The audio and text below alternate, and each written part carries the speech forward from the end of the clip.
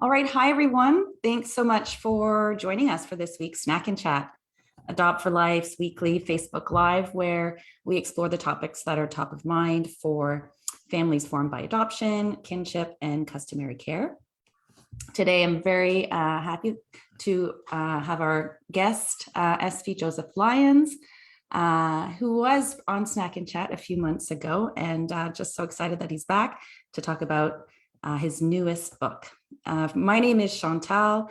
For those of you that don't know me, a community engagement liaison with Adopt for Life. And before we start, first, I would like to just pause and acknowledge the lands that we are situated on today. I reside on unceded Algonquin Anishinaabe territory, now home to many diverse First Nations, Inuit, and Métis people. We do this to reaffirm our commitment and responsibility in improving relationships between nations, and as a first step towards improving our own understanding of local Indigenous peoples and their cultures, and to recognize and acknowledge the historic and ongoing devastating effects of colonialism and racism in the name of assimilation across Canada. And to consider how we are and can each in our own way action forward in a spirit of truth and reconciliation and collaboration. So whether you're tuning in live and watching right now, or maybe you're watching this later on replay, I want to thank you for taking time to be with us. I know time can be a precious commodity these days. Feel free to ask questions or just add your comment in the chat. We love to hear from you.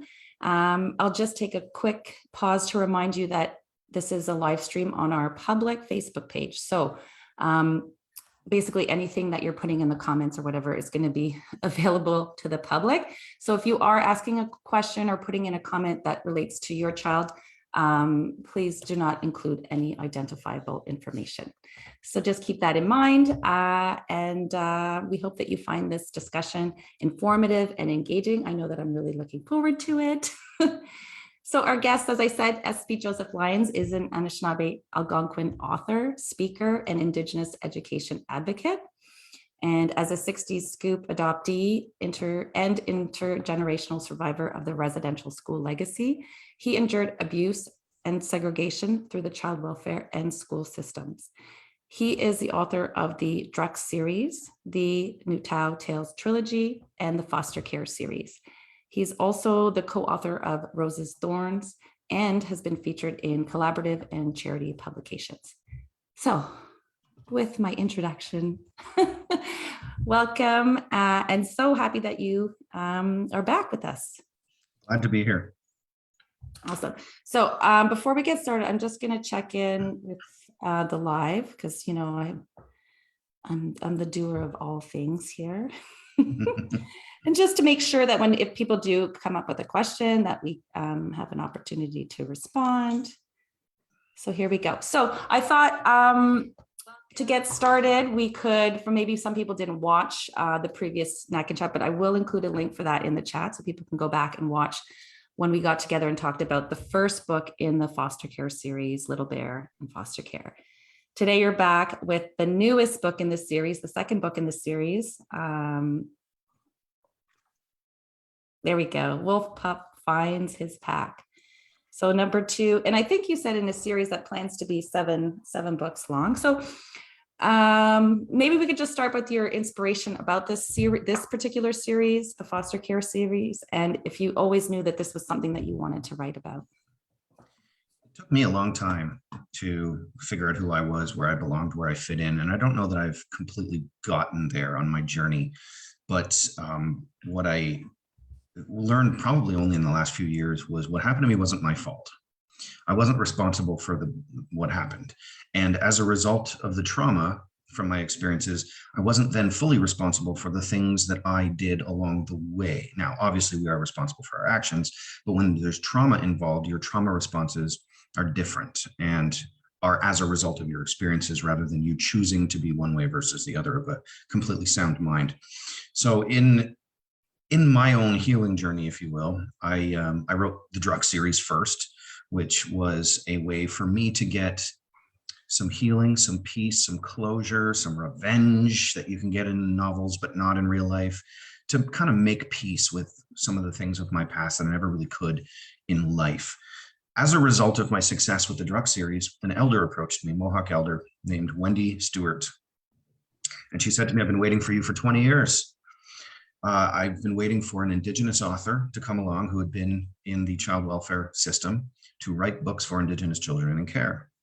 And when an elder asks you to do something, you do it. So I wrote Little Bear in Foster Care. I took my own experiences in foster care and I put them in a book. I talked about the feelings, the fears, the confusion that these children may feel, how some of the homes may be really nice, some of them may not be quite as nice, some of the kids may play with them, some of the kids may not be so kind. And I introduced the circle process, ODR or ADR, depending on what circles you travel in, where the child can come into a circle with their family and their community, where their voice is heard and where their words matter. And everyone in that circle is committed to that child and helping them on their journey. In my case, there was no such thing. When I went into foster care, I lost all the connections I had to family and community. I was alone. And during the times of my abuses in foster care, when I would report them, I was told I was a liar. I was discredited. So I had no voice either. Nobody would hear me. I was all alone. I'm very scared in that place. So Little Bear is meant to be a book of hope and to give these children some answers, to let them know you're not alone. And that myself, who's written this book, I even have a little note in the back of the book for the child who's reading the book to say, I understand what you're going through. I have been there too. You have a community and a family that will still walk with you. So you don't have to lose that connection. And you will go on to do amazing things in your life. Foster care will be a short period and you will have the rest of your life. So hang in there. It was meant to give some hope and some guidance to the sometimes confusing and scary process of foster care. And then I got it published through goodminds.com. They're on 6 nations. They have this wonderful 2022 catalog. You can literally reach them at goodminds.com. They are an Indigenous publisher that publishes Indigenous language books, children's books, graphic novels, adult novels, you name it, historic books. They've got it all. So they published Little Bear in Foster Care, and then it quickly became a 7-book series based on the 7 grandfather teachings. And the second in the book series is Pup Finds His Pack, which has just come out. So also, if you're interested in Wolf Pup or Little Bear, you can find them either on my website at spjosephlyons.com or at goodminds.com. Perfect. I'm just putting some of those websites in the chat. I think I might be getting ahead of myself here a little bit. No, thank you so much for sharing so much. We already have a comment that says, we cannot wait to get this book. As a mother of 4 Indigenous children who spent years in foster care, the work you're doing is so important. I'm sure you get a lot of great feedback like that, but I'm sure it still means a lot when you get those. Every time. Thank you, Miigwech. Yes, I didn't write these books to make money or to become famous. I wrote these books to make a difference. Mm-hmm. So if somebody said to me, I bought 1,000 copies of your book, but we put them in a closet, doesn't make me happy. If they said we bought 1 copy of your book and it is now in the hands of a child in care, now I'm happy. Every so often I'll get, somebody will send me a picture of the children they have in care holding the books. And that I could be having the worst day, week, month of my life. And that'll pick me right up again to say it's doing the work it's intended to do. And that is what it's all about. Absolutely. And I just was reflecting on what you were saying about in the book, how you put that sort of personal message in the book, really kind of speaking to the child. And I have my unique adoption story, but I remember as a kid, when I would read a book about I was always looking for clues somewhere, to explain something to me, so that as you have that experience, you're writing for that child, that you can speak directly to them. I know that they will be hearing that too. So I find a lot of grownups, well-meaning grownups, want to reach out to youth and teens and be their buddies and help them out. And there's resistance on the part of the children and teens, obviously, depending on their trust issues or the experiences that they've had. But sometimes all it takes is a grown-up who isn't an authority figure in any way, not somebody who's has to punish you or discipline or any of that. It's a completely outside, almost like a cool aunt, but has the same experience as you do. Mhm. So you might be on level 15, that person's on level 40 on the exact same journey or in the exact same game of life. So they can be somebody that I've been there. I know exactly what you're going through, and I'm here if you need me. And I've created some stuff to show you how to get there faster or easier than I had to.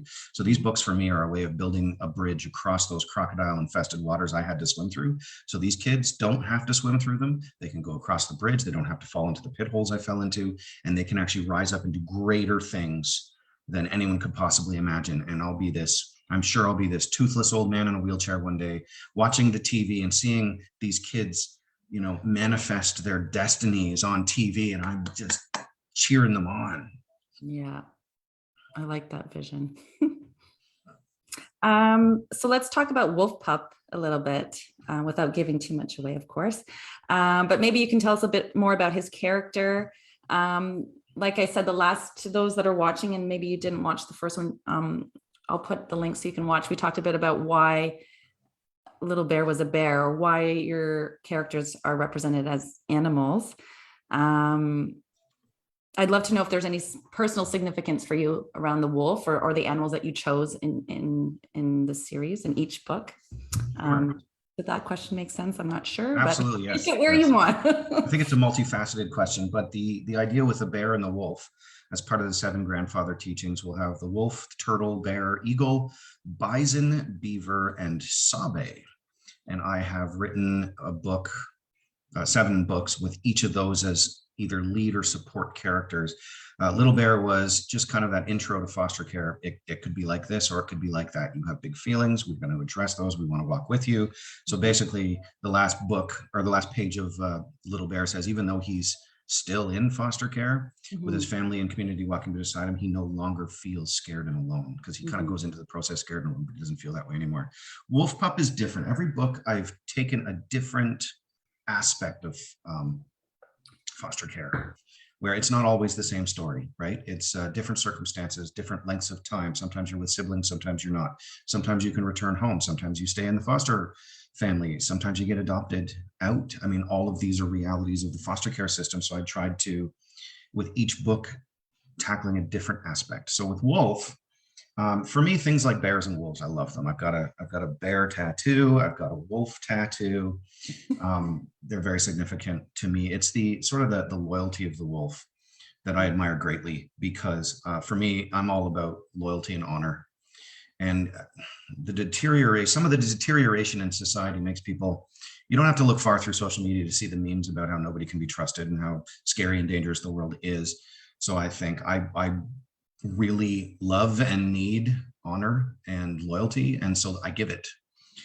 So the wolf for me means that. Now in Wolf Pup's journey, his is a little bit more complex, where his parents are no longer walking on the good path. So they, Wolf Pup and his little brother, because sometimes we have sibling groups, sometimes sibling groups unfortunately don't get to stay together as much as we want them to. Yeah. They go on a journey where they go to Auntie Wolf, they go to Grandma and Grandpa Wolf. Sometimes he stays with the coyotes who aren't overly nice to him. And then at the end, he ends up getting adopted by cranes, who are not traditionally indigenous, but are still wonderful, wise people.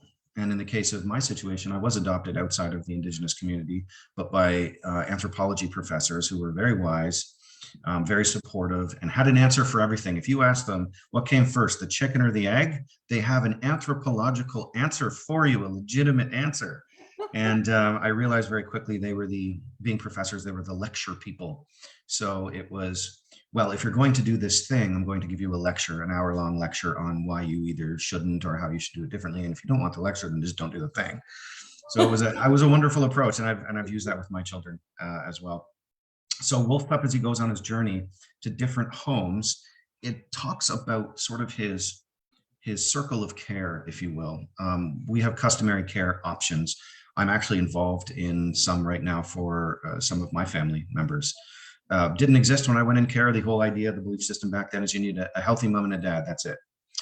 But what if a family had come forward and said, well, we have an aunt over here, an uncle over here, grandparents, and we have about 30 people all willing to step in and do a bit with these children or with this child, so they don't have to leave the family, they can still be attached. And that was our traditional way when we lived in villages, is everybody raised everybody. A good example of this for me, I'm 5 years old, I'm in Africa. I went to Nigeria for 6 months with my parents, anthropology professors, wanted to study African culture. And the children are all running around together and the adults are hanging around talking, and a child falls down. The closest adult picks up the child and tends to their needs. So my thought, that must be the mom. Then later on, the child falls down again somewhere on the other side of the village. Somebody else picks the child up and tends to them. Like, now I'm confused. Is that the mom? Because I'm used to the mom-dad system. But in our traditional ways, as well as several parts of the world, whoever is closest to a person in need tends to that person in need. It isn't one of those, your child is crying, tend to your child. It's more, oh, a child is crying, I will tend to that child. And I think that that community approach is really what I'm trying to address in Wolf Pup, that it doesn't have to be with mom and dad if mom and dad are not in a place where they can be safe for Wolf Pup, but he can go visit auntie and grandma and grandpa and cousins, and he might end up, his permanent home might be something completely different, and that's okay too sometimes. Yeah. So it tackles those aspects of, but he gets medicines, he gets the medicines along the way, because every person in our life will have a certain impact on us. So if I lived with my auntie for 2 years, I am going to retain things from her that I will carry all my life. And I represented them in the book because the 4 medicines are important. And every place he is, they give him medicine on his journey to heal his mind, to heal his heart, to give him courage, and so on. And by the end of the book, he ends up at a powwow where the entire community that's been around him and all the woodland creatures are there, and he gets a medicine pouch to put all of his medicines in as a way to say, here's your community, we are all here for you. That's lovely. I like that. So we talked or briefly around this, but maybe you could specifically say who should besides everybody, who should own this book, who would benefit from reading this book? I mean, aside from the obvious, like the children that are directly impacted by the child welfare system. Great question, and the answer is everyone, but the real answer would be obviously the children, their caregivers, so that they can understand what this journey is like for the little ones. Any Indigenous caregivers who once went through the system, to be able to reflect on, kind of like I have, to say the system wasn't the same back when I was in it as it is now. So in a way, I can get healing through the fact that it's different. I've seen some foster families that are wonderful, very loving, very committed to the children. And of course, I want to say, well, where were they when I was in care? But the fact that they exist now is the most important thing.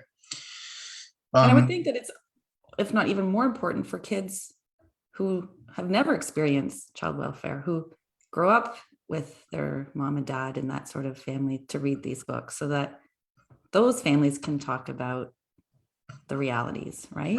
And I say, like, you've got little Tina's in school, and she's wanting to be friends with Tommy, who's an Indigenous boy in care, and she doesn't know what that's all about and doesn't know anything about him or how to be a friend, so probably just doesn't. But then she reads the book and she's like, oh, is that what Tommy's life is like? Is that what it's like for him to be in care? He might be scared, he might be lonely, he might really need a friend. And that is how you build that allyship early, is our little ones get it right away. I do a lot of speaking events for kids and teens. They're already there. Yeah. I'm just sharing my story. It's a lot of adults that it just seems really difficult to get that message through. Even talking about the Indigenous worldview and how it's different than the colonial worldview, and it's okay that it's different, and the struggles of I'm trying to make this Indigenous worldview make sense, and I can't. And it's because you're looking through a colonial lens. If you put the colonial lens aside for a moment and then focus on it, it'll start to make sense to you. But I would say children, all children. There was I got stopped on the street once by a woman. She's like, I'm really sorry. Are you by chance the author of that Little Bear book? And I said, yes, I am. And her daughter is right there looking super shy. We have your book. She loves it. Asks me to read it to her every night. They're not Indigenous at all. She just loves the story and the journey. And I thought, if we can plant that seed of allyship in the little ones, they're going to become the adults who take over the world after we're gone. And hopefully they already have the right mindset to say equality, equity, human beings first. Secondary things can be something that we celebrate, not something that we use against people. And then the world could shift. I just say I'm a bit of a pessimist and a cynic sometimes, given my experiences, but I say technically all we got to do is wait a few generations, and I think our kids will be, the issues we struggle with now may not even be issues for them. 100%, 100%. Somebody just asked if you would say if there's a specific age the books are geared towards.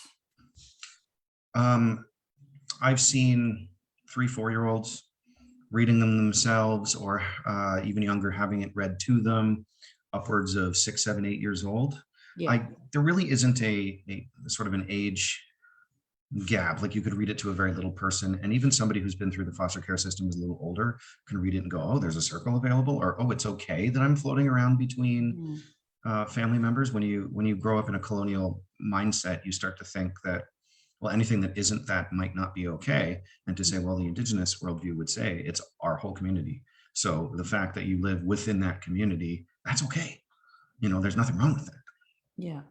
So yeah, even if you're like, I could read these books if I hadn't written them and I saw them on a shelf and I picked it up and started reading, I would really connect with it, because I would say, hey, that's my experience. Mm-hmm. Oh, these things exist now that didn't before. I'm grateful for that. Yeah.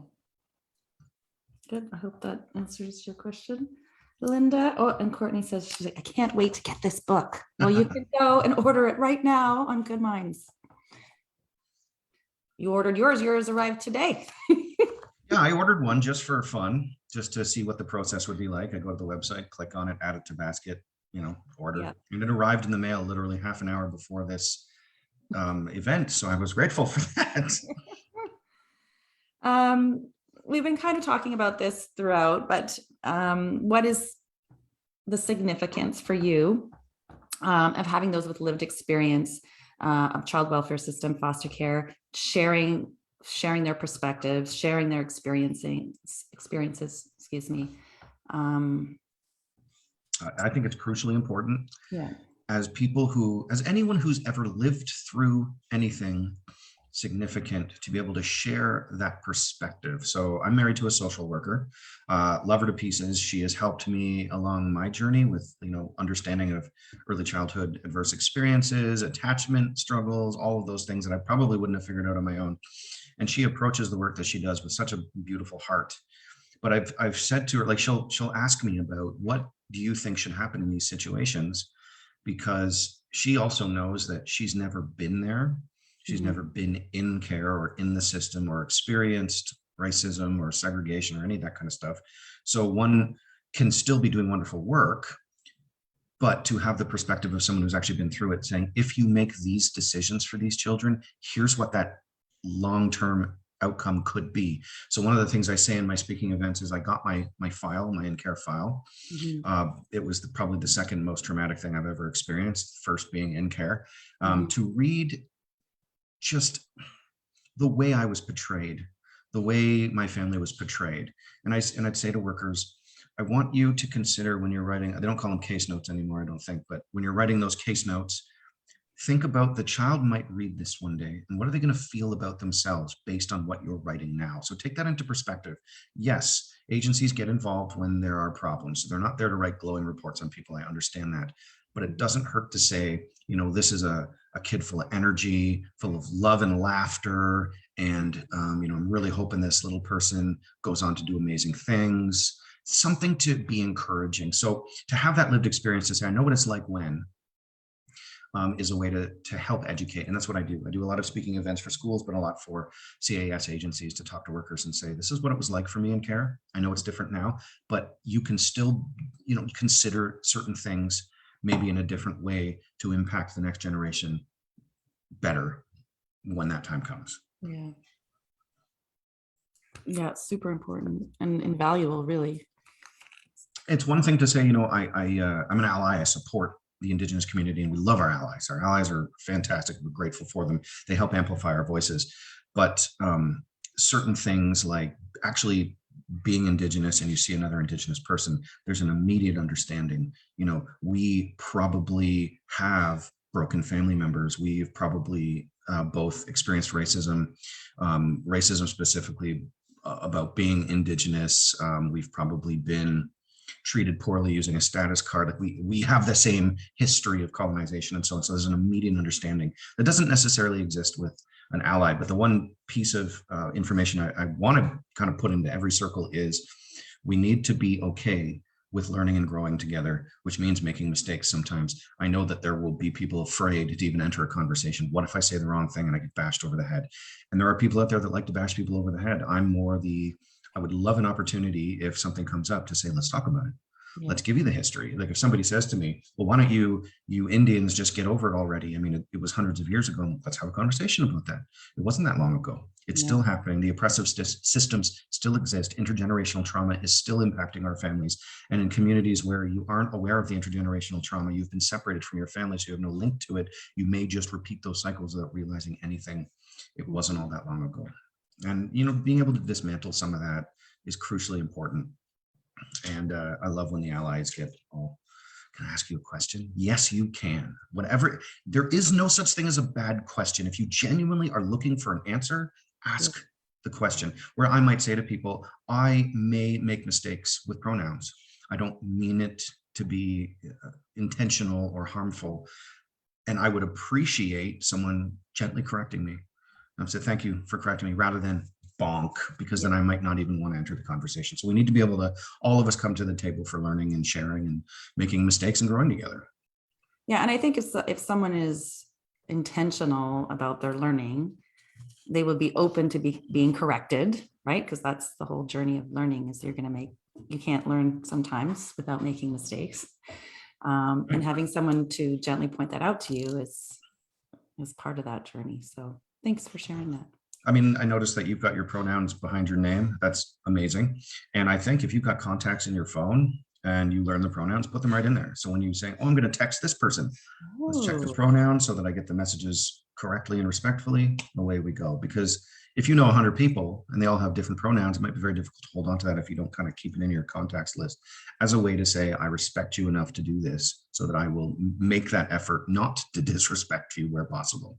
That's a great idea. I like that idea. And even when talking with sort of the older generation, when I think about my parents and they get kind of scared and they think, oh, pronouns, it's so confusing. I'm like, well, really not. It's really simple. You just say, how would you like to be, what pronouns do you use? And you just ask them and they'll be happy to inform you how they like to be addressed. I mean, it's really no different than when you meet somebody and like, what is your name? Right. So I know what to call you. It's really no different than adding that extra layer of how do I properly address you?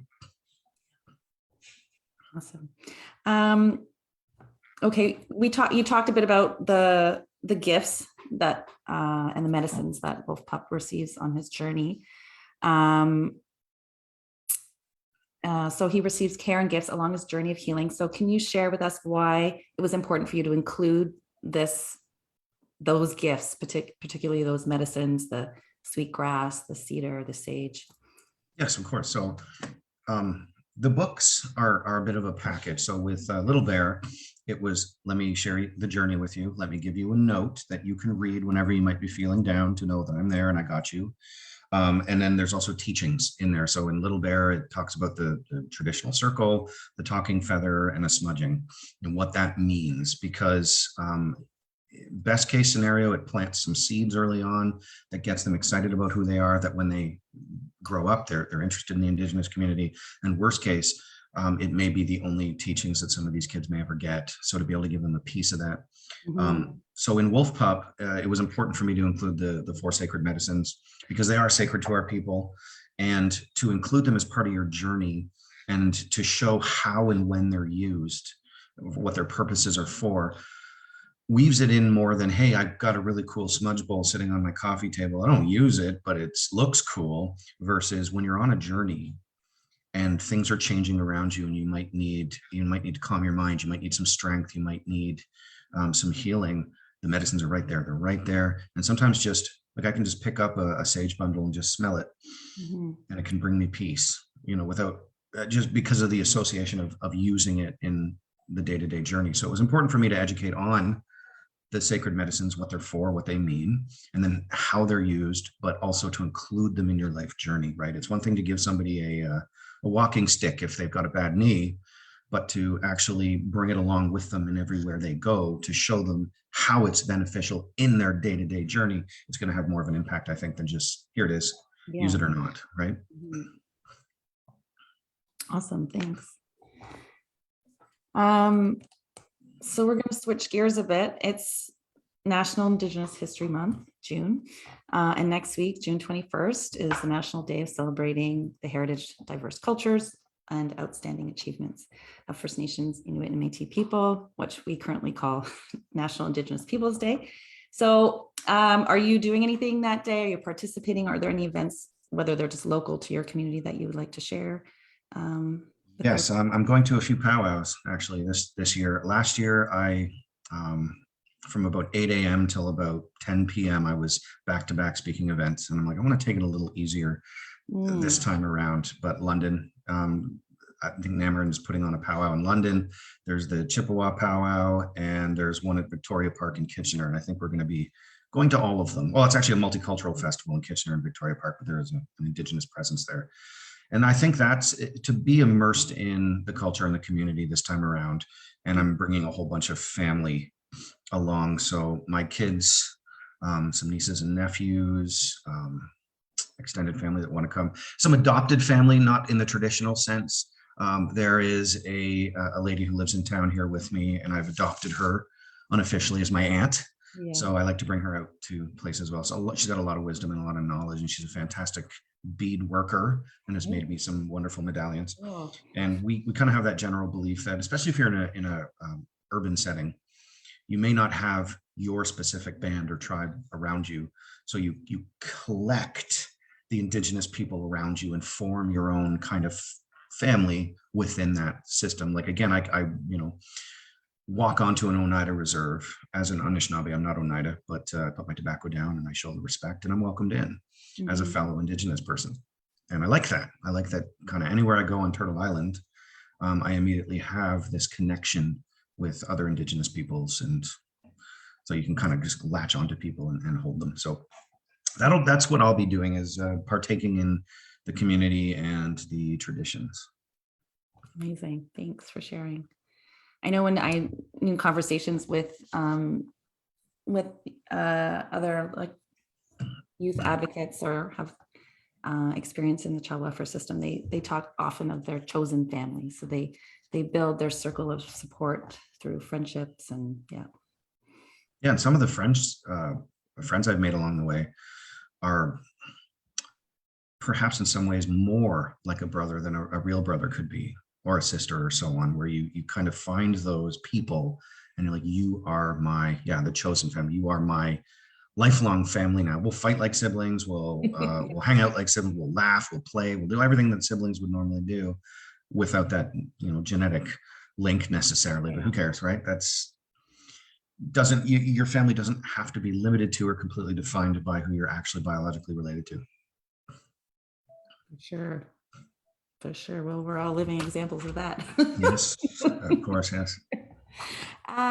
So you have spoken so much and shared a lot. Amazing insights as always. Is there any other advice that you would give to the Adopt for Life community of adoptive parents, kinship and customary caregivers, and families who are raising Indigenous children? I'd say if you are Indigenous and you're raising Indigenous children, you are helping to break those chains of intergenerational trauma, and that is a huge job. So on behalf of the rest of the Indigenous community, not that I can speak on behalf of everyone, I want to say Chimigwech to all of you for stepping up and saying, what happened historically to us was not okay, and I'm going to do everything in my power to stop that from progressing through the intergenerational trauma lines. For those that aren't Indigenous, learn as much as you can, learn about the cultures and the traditions of the children specifically. There is this pan-Indianism where it's believed that all Indigenous people are exactly the same. That's not the case. There was a couple of little girls who were in a foster home. The band is out from BC and they wanted to be actively involved in what the girls needed. So I had a meeting with them and a meeting with the local Ojibwe community that they'd be a part of.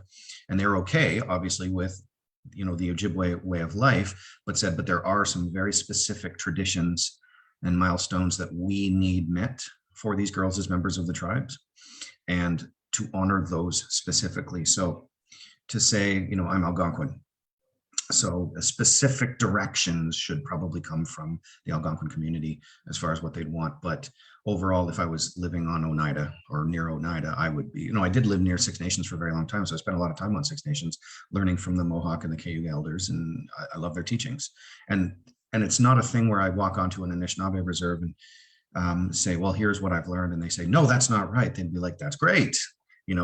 So it's really just a matter of learn the children, learn the culture, be not just an ally who says, yeah, we'll go to a powwow once a year, but really get invested in their communities, meet their elders, meet their tribes, meet their families, find out everything you need to know to honor the children's heritage and legacy. And in so doing, those bridges of trust can be built.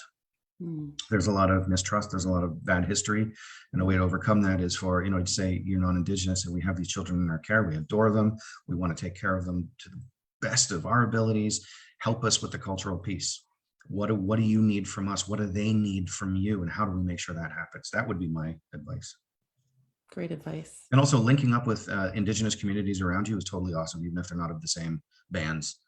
It's good to have, especially if you're in a community that isn't overly diverse and doesn't have a lot of Indigenous faces. So when I went to school, I was the only Indigenous kid in school, and I was one of two in high school. And the other one, he was Cree, and he kept trying to tell everybody he was Irish, but he looked as Cree as you can look.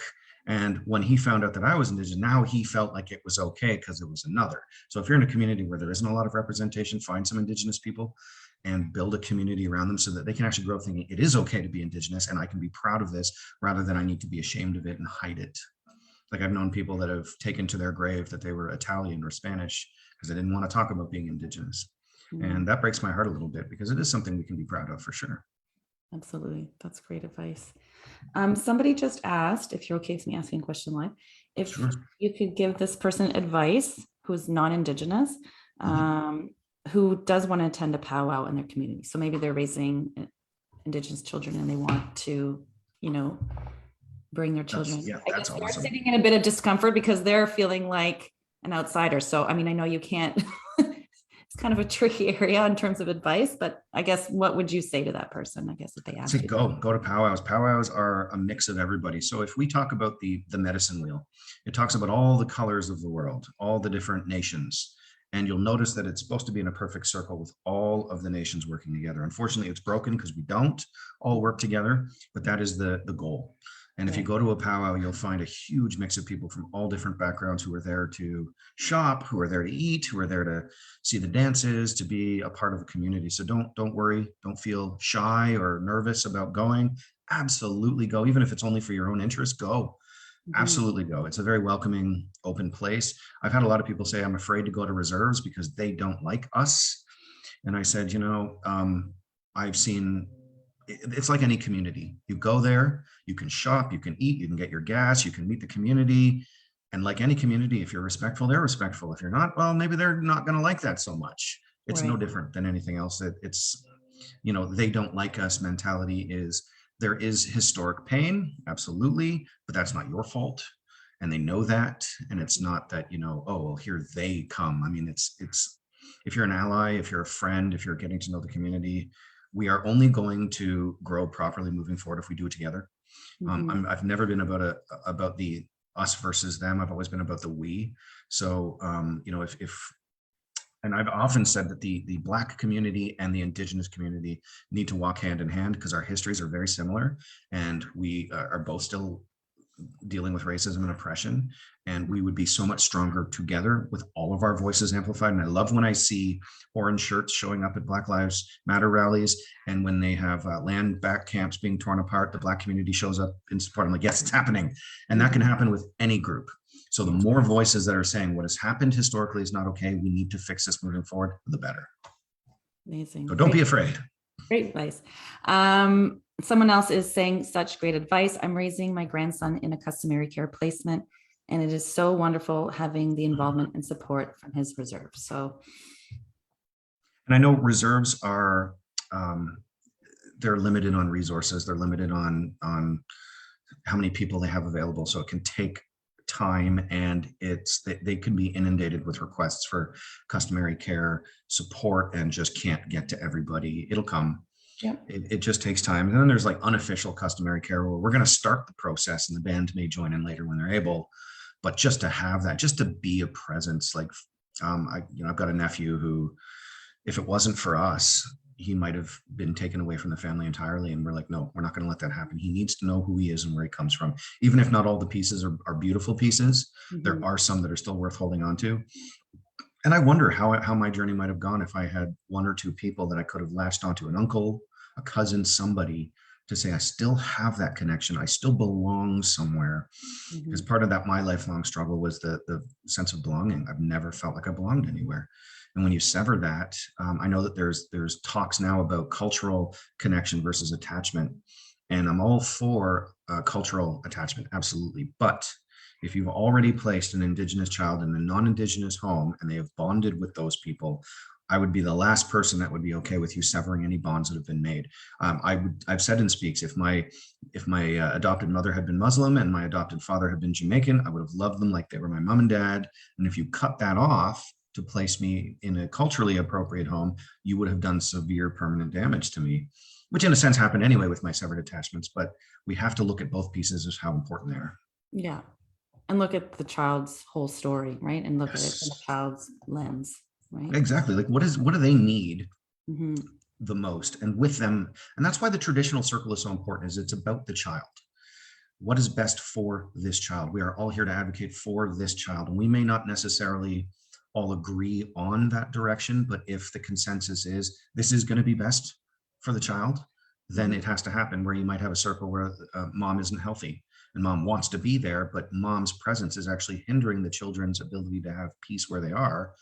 And mom needs to step away until mom can get healthy. She may not want to do that, but we might realize that's the most important thing for these children right now. So I'm going to have to do that. Yeah. Every time you come on, there's only 2 minutes left. I just want to say real quick, the books, there's 7 of them in the series. So they're coming out. The second one was just released, but we are getting a TV show made based on these books. Exciting. So very exciting. Yes, we just kind of put the final touches on each episode. Not sure when that's going to go to full production or when it's going to come out or who's going to be involved yet, but it's coming. So if you love Little Bear and Wolf Pup and Eaglet, Turtle Hatchling, Sabe, all the characters, they will be in the show. So the first season, if you will focus on Little Bear and his journey, the things he experiences, the elders he has in his life, cameos from the other characters in the books too. So you get to meet them all, you get to know them all. And if they pick it up for subsequent seasons, then, we can carry the journey on. And I think that's beautiful. The thing I want to do is cast the widest net I can with this, because there's too many people that need it and may never know about it. So I think a TV show would be a great way to let people know, hey, guess what? This exists. Reach even more. Yeah, that's the idea. That's my hope. As I would love for the governments to say, we're going to buy a copy for every single Indigenous child, period. I'm like, do it. Yeah. And then all the money that comes in from that, we're going to donate back into that community so we can continue to build things up. Amazing. Yes. Well, why aren't they doing that? I know, right? I don't know who to call, but I'd love to put in a call and say, would you consider this? I think it's important. Yeah. Well, if anybody's watching and you know who to call, reach out. Yeah, that's right.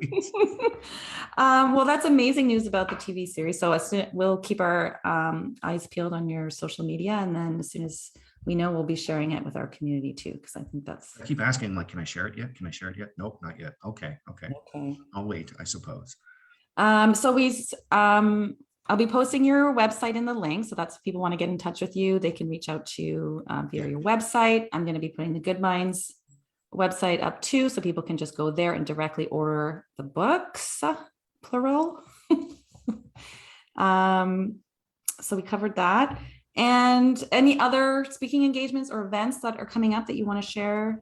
I kind of took the summer off. I do a lot during the school periods and whatnot.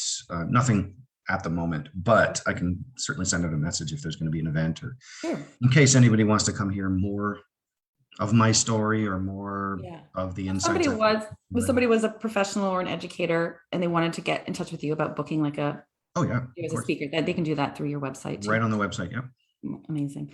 Okay, well, we're almost gonna say goodbye. Is there any last words you would like to leave us with? the only way for us to work together is in a community. Even the Indigenous communities that I'm with, we love when there's a multi-diverse community working for the same objectives. So I would say let's all consider ourselves equal. All of our voices are heard and matter, no matter who we are, whether we're 3 years old or an elder. We have the exact same value, and we need to work together in the global community for the betterment of everyone. And I think that's the only way we're going to thrive and survive. Amazing. Thank you. Thank you, everybody, for watching and for your comments and your questions. We really appreciate it. If you're watching this on replay and you have a question for SB Joseph, then just put it in the chat, and I can forward it on to him and make sure that your questions get answered. And that's it from us for today. Next week, Snack and Chat's on break, but we'll be back that last week of June. We're going to be talking with the Ontario Caregivers Association about their scale program. So we're going to learn about that. So thank you all again. Have a great week and take care of yourselves. Bye for now. Thanks, everybody.